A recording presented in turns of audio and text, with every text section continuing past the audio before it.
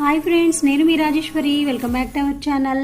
Friends, new ఇయర్కే కాదండి, మీ ఇంట్లో ఏమైనా వెకేషన్స్ ఉన్నా ఫ్యామిలీతో మంచిగా ఒక రెస్టారెంట్కి వెళ్ళాలంటే ది హ్యాంగ్ అవుట్స్కి వెళ్ళొచ్చండి.